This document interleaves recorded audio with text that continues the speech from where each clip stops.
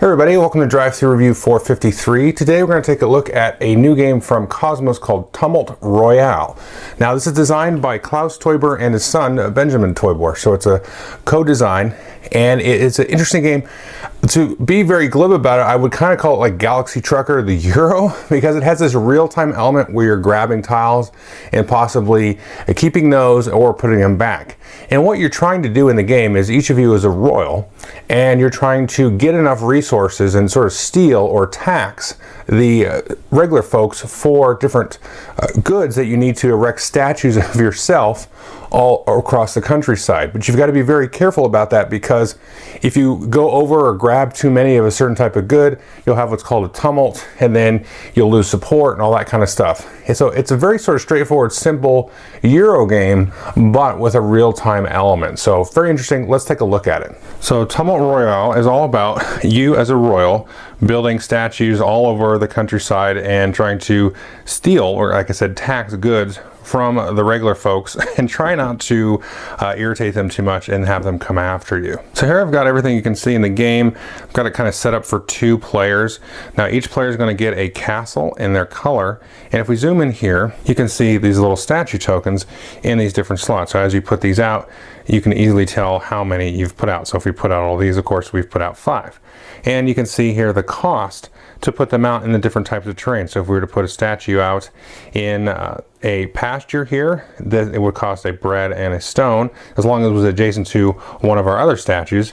If we put it off sort of far away from our statues, it would cost twice. That would 2 bread and 2 stone, and so on. So that shows the cost there. Gives you a nice breakdown of the turn sequence and how it's going to work. Now to start the game, each player is going to be able to put one of their statues out in one of these pastures, in one of the green fields. Now the game suggests to place next to cities, and there's also palaces. You can see these cities actually have 2 spaces. The palaces themselves, you can see here, have 3 actual slots for statues. And again, the object of the game is to get the most of these out. In this 2-player game here, we're going to start with 2 of these face down, and then 2 of them face up. And then as you increase players, you can see there's actually a little bit of a puzzle piece board. We'll increase that with these little extensions here, and we'll have more tiles there. And before we get into gameplay, the other thing to note here is we have randomly determined who the rank 1 and rank 2 players are.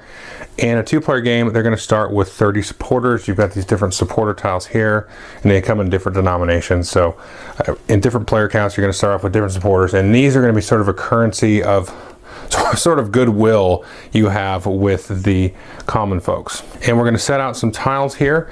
Now, in a 3- and 4-player game, you'll add these different stacks of tiles here. These that were in the game have a white border. And before each round of pulling tiles, you're actually going to pull tiles from here, and you're going to actually remove 3 random from each player and just set them aside. So there's a definite distribution, but you remove 3 each, and then you have sort of a not known exact quantity of what the different goods are. Now there are 3 different types of goods. There's bread, for example. This tile will give you 2 bread. These will give you 2 tools there, and then there's finally stone here, and this one, for example, gives you 3. That's either going to be 1, 2, or 3 of one of those goods on each of these face down tiles that you see out here. Now you need all of these goods here, like you can see on your player board, to build and put the statues out depending on the terrain and so on. The first thing that's going to happen each round is that whoever the rank 1 is, they're going to spin this, and then you're going to see what the people want. So in this case, they want 5 of each of the goods. So at the end of the round, if there are not at least 5 stone, 5 tools, and 5 bread in here, then you may have a tumult, or sort of like an uprising. Now if you get to 2, it's not so bad, because you only need 2 of each. Now there's a variant which I would never play with, is to spin this after everybody has started pulling tiles from here. So I would never play with that. So anyway, what's going to happen after that is you roll that, or spin that I should say, and then players with 1 hand, this other hand here is going to be underneath the table. You can only use 1 hand at a time. You stake and you start looking at these. Now you have a timer. There's also an app that comes with the game. You can get that, but you can flip over this timer. It's about 20 seconds long, and then you start looking. Oops. And you start looking like, okay, there's 3 of those, put that back maybe, 3 of those, I'll keep that one, I'll put this on my player board. Once it's on your board, you cannot get rid of it and put it back. And I keep doing like this, like that, put that there. And then as that starts to run out, if you have 1 in your hand at that time, you have to either put it back here or back here, and then that phase is the over, and this is the collecting taxes phase. So you can see I ended up here randomly with 3 bread, a tool, and a stone. And then you're going to resolve the tumult. So remember we had a 5 here. So let's take 4 random tiles here for the blue player, and then we're going to flip all these up. So if we don't have 5, see, we're good on tools. We've got 5 tools, only 2 bread, 3 bread, another tool. So we're short on bread and short on stones. So we're going to take a look at what everybody gathered, and we're going to see who the people are mad with. So let's take a look at these here. So let's take a look at stone. So we only have 3 stone. Now the greediest player is going to lose 3 supporters, and that's player or player. So I only have 1 stone, blue player has 4. They're going to lose 3 supporters. So they'd make change with the bank, and they've lost some supporters. Now you can see everybody has this people show no mercy tile in front of them, and they start the game with it like this. You can get it to go to the people show mercy, and you can see what it says. When determining greediest player, subtract 1 from each type. So in this case it wouldn't matter, but he would only be considered to have 3 stone like that. Now if there's a tie, let's say we each had 4 stone, or based on the calculation with the people, whoever is the highest rank is going to get the blame because they're the most responsible. So it's good to be higher rank, which I'll show you more about that in a minute. Again, you get to put the stuff out there as well, but you also get the blame a little bit quicker. And finally, the greediest player has to discard all the tiles of that type except for 1. So I can have to discard this one, and I'll still have 2 stone left over, but I had to put some back. Now, if you only ever had 1, let's say it was a little bit reversed. Let's say these 2 were in here and it was 4, and then he had 3. He could still keep this because you discard all except 1. So you keep at least 1. And then we'll go to bread. In this case, I have the most bread, but again, I get to keep that. But I would lose some supporters. And so you resolve all the types of goods independently and resolve any tumults. And then you get to place the statues out on the board. So you do it one at a time in the order of the rank. So this is a good part about being higher in rank, is you get first choice. Now again, the costs here, you're going to start with looking at adjacent fields. So remember, everybody puts 1 to start there, and then that's going to be sort of your consideration based on which goods you're trying to grab. So you can see as the blue player there, I can get over here into a pasture, over there into one of those 2 cities like so. So if I wanted to put it into a city, it'd have cost me 2 stone and 2 tools, which I don't quite have, but I could get into this adjacent pasture with 1 bread and 1 stone. Now the interesting thing about this is, let's say I did that. So there's my bread and stone, and you might say, well, okay, well that's 3 bread.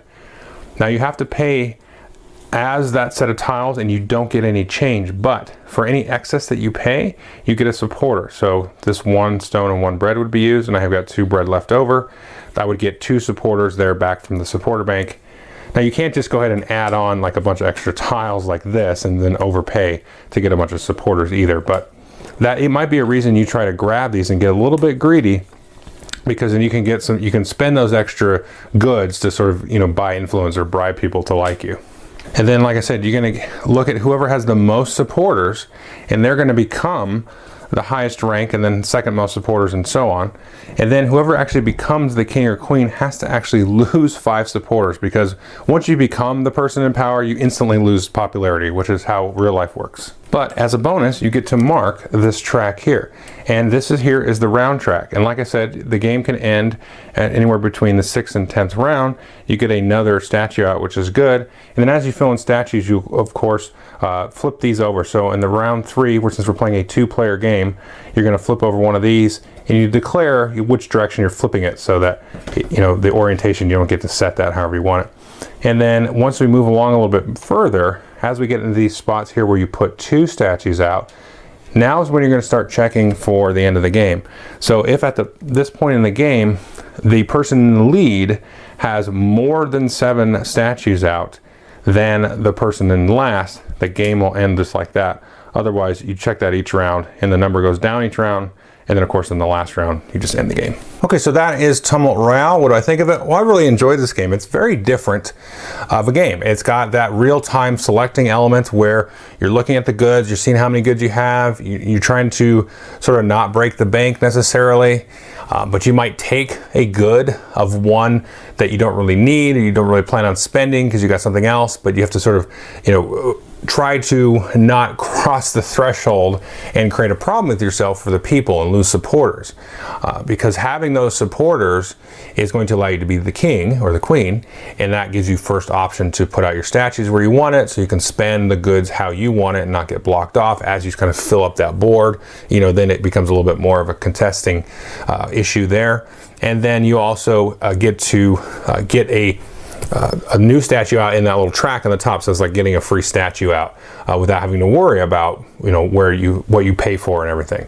So it's really interesting. Like I said, I wouldn't play with the variant where you spin after. I was like, oh cool, this is gonna be like Galaxy Trucker. Well, the game is frustrating enough as it is sometimes, because you just get, especially as the board fills up, you get cut off, but it's frustrating in a good way, I should say.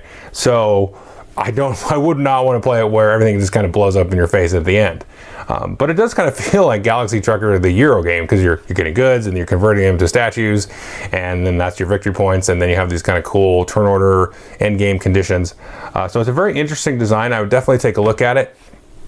It's just got that interesting real-time element which you don't see much of, especially in a game like this style, which is, you would, if you took that out, would be like a traditional Euro game. So I would definitely take a look at it, and it's got some good moments of excitement and just really kind of tough decisions about, you know, do I keep this? Do I put it back? Do I try to look for more? Do I kind of push my luck? Because, you know, am I stuck with this one? I should just keep it and not worry about it, because maybe I won't have enough to build anything this turn. So you do actually get a bonus of supporters if you don't build anything. But anyway, definitely take a look at it. Thanks.